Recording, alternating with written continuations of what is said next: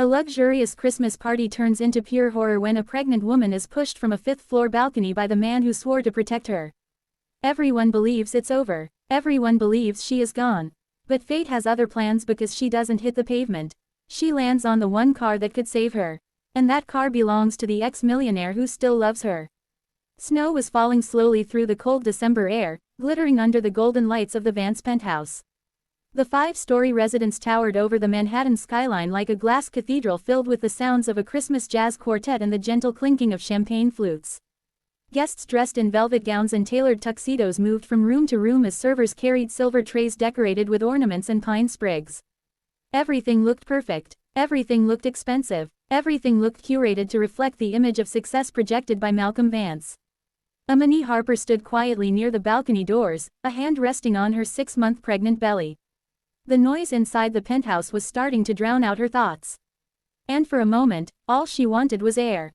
Real air. Air that didn't smell like expensive cologne or artificial cinnamon diffusers. She pushed the door open and stepped outside. The balcony wrapped around the building, framed by glass railings that revealed the city sparkling below. Snowflakes drifted onto her lashes, melting into cold drops that strangely soothed her.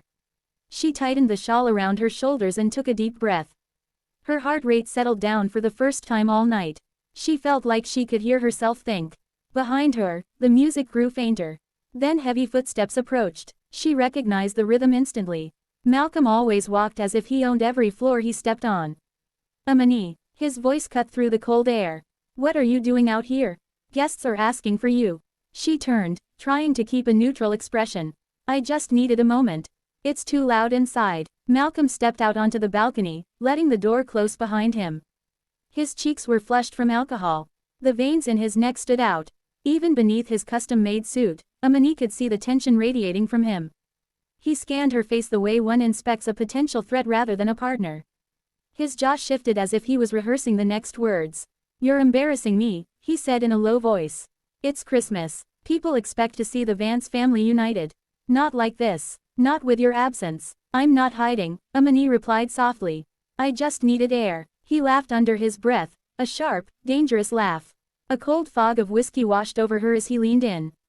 Air, of course. That's your excuse every time you can't stand being around people. Do you enjoy making me look like a fool? She shook her head weakly. Malcolm, I'm pregnant. My feet hurt. I'm exhausted. I'm doing the best I can. You always have an excuse. He moved closer, smelling of aged whiskey and barely contained anger. Snow gathered on his shoulders, melting instantly under his rising body heat. Do you know how many investors are in that room? How many reporters? What they think when they see you running off like this? What they think doesn't matter to me, she whispered.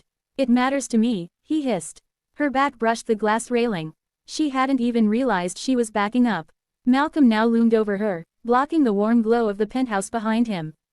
The night air felt colder, thicker, more threatening. Malcolm, you're scaring me. You always exaggerate, Amani. His eyes dropped to her stomach. Just look at you. Please let me go back inside, she begged. We can talk when you calm down. That word stopped him. Calm down. His voice cracked. You think I'm not calm? She swallowed. Please. For the baby. Something shifted in Malcolm's expression. Something darker, deeper, more deliberate. His breathing changed. His shoulders squared. You always make me the villain, he whispered. Maybe you should stop acting like the victim. Before she could answer, Malcolm grabbed her forearm. His fingers dug into her skin. She gasped and tried to pull away. He shoved her. It happened in a single instant, a violent movement. Her heels slipped on the snow. Her body tilted backward. Her arms reached out desperately. For a second, the world slowed down. The golden lights of the penthouse. The city reflected in the glass. Malcolm's face frozen between rage and realization. Then gravity took her. Amani fell into the icy darkness from the 5th floor. Her scream ripped through the winter air as snow swirled around her like shattered stars.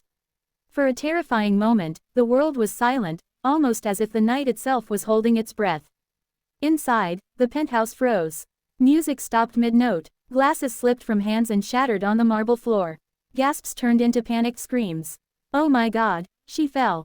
Was that Amani? Call 911. Guests rushed toward the balcony, heels slipping on snow dragged in from outside. Phones came out. Flashes lit the night sky.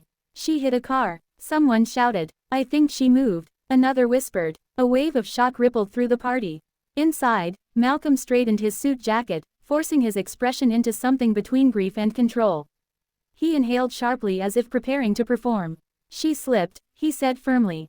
His voice was perfectly measured, almost rehearsed. She's been unstable. You all saw it. Tanisha Boyd stepped beside him, placing a dramatic hand on his arm. Malcolm, this is terrible. We all saw how emotional she was. Some guests nodded, eager to latch onto any explanation. Others remained frozen, uncertain. But one young woman stepped back from the crowd, shaking uncontrollably. Chloe, she whispered, voice cracking but audible. I saw her reach out. She didn't slip. She was pushed. Her friend grabbed her arm. Chloe, stop. Malcolm is listening. But Malcolm had heard her. He walked toward her slowly, trying to mask panic beneath a veil of calm. You're shocked, he said gently. No one is thinking clearly. He placed a hand on her shoulder, firm, too firm, forcing her to stiffen.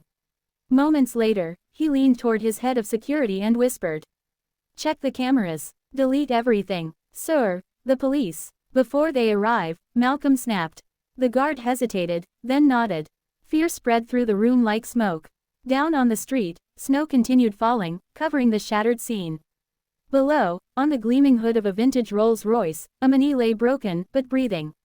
Elias Thorne, the car's owner, had been leaning against it moments earlier, gathering courage to enter the party for reasons he couldn't explain. When he heard the scream, and saw the falling figure, his heart stopped. He ran. Amani, he whispered desperately, his voice breaking. Her eyes fluttered open, pain clouded her vision, but she recognized him. Elias. She breathed weakly before collapsing again. The snow beneath her slowly stained red. Paramedics arrived within seconds. We've got a pulse. Careful. Head trauma. Prepare the stretcher. Elias refused to leave her side. You're going to be okay, he murmured. You and the baby, I swear. As the ambulance doors closed, Malcolm stood at the penthouse window, watching coldly. I don't care what it costs, he hissed into his phone. I want every angle deleted.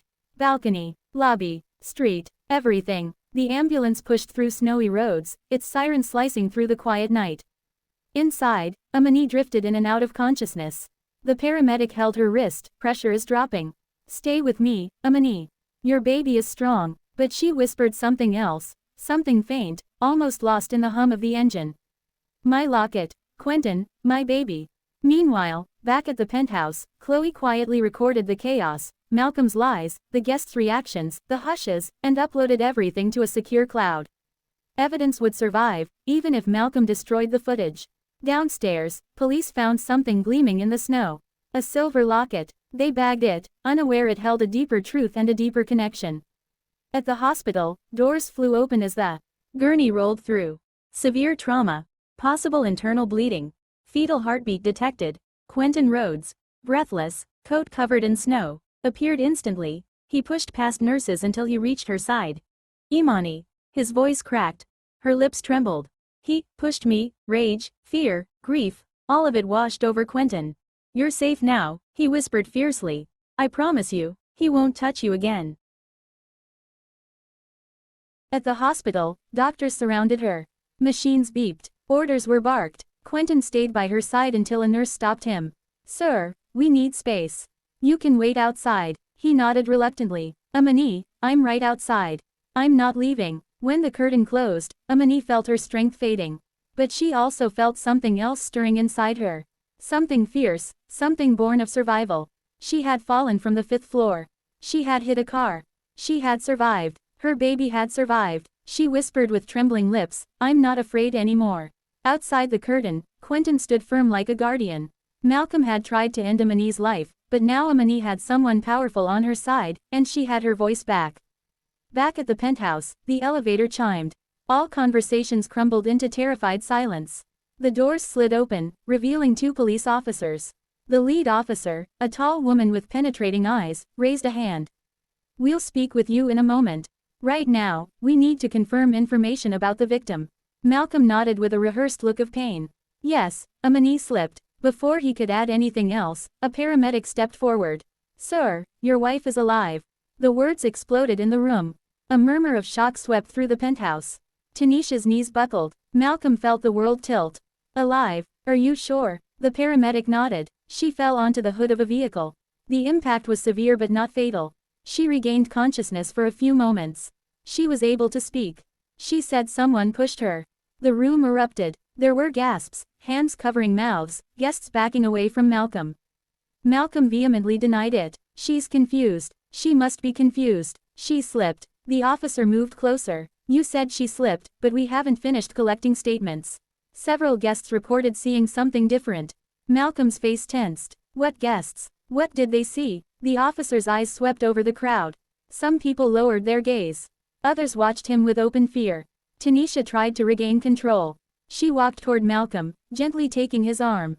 Amani was very emotional. You have to understand. She's been suffering. A woman near the balcony responded forcefully, stop lying.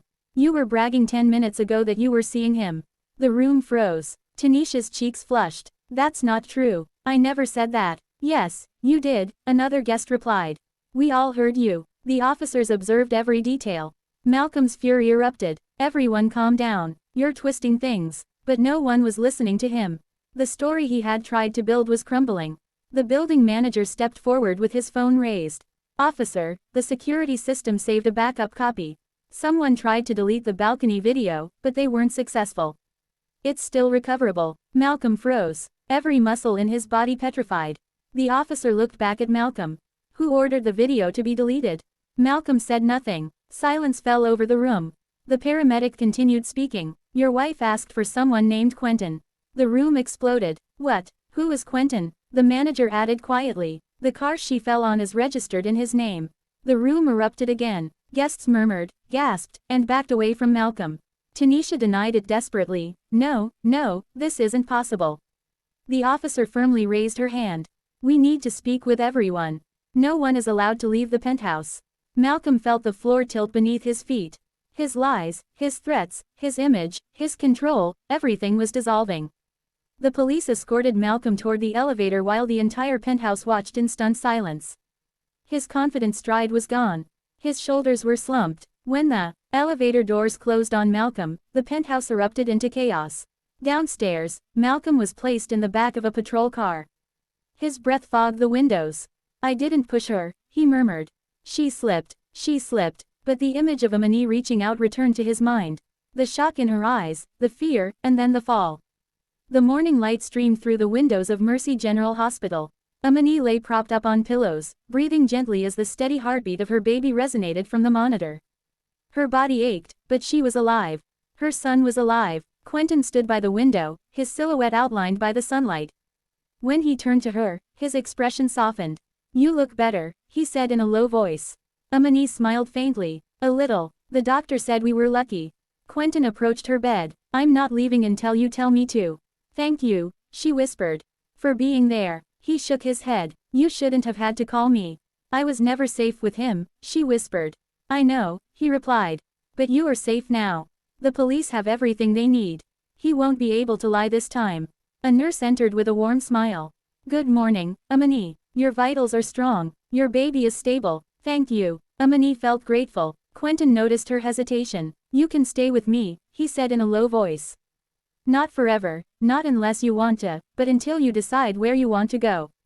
Amani looked at him with tired, grateful eyes. I would like that. The door opened again, revealing a police officer. Amani, I wanted to inform you that Malcolm Vance was denied bail. He will remain in custody. We will coordinate protective measures with you. You won't have to face this alone. Amani let out a sigh she didn't know she was holding. Thank you. The officer left and closed the door. Amani brought a hand to her belly. I want a quiet life for this baby, she whispered. A life without fear, without chaos. Quentin smiled softly. You'll have it, I promise. Hours later, when she was discharged, Quentin pushed her in a wheelchair through the lobby. Reporters tried to rush toward her, but officers kept them at bay. Outside, the snow was falling gently. The world seemed clean and new. As Quentin guided her toward his car, she whispered, this is the beginning, isn't it? He looked at her with warmth and certainty. Yes, this is your beginning. She took his hand, stepped into her new life, and for the first time in a long time, Amani felt free.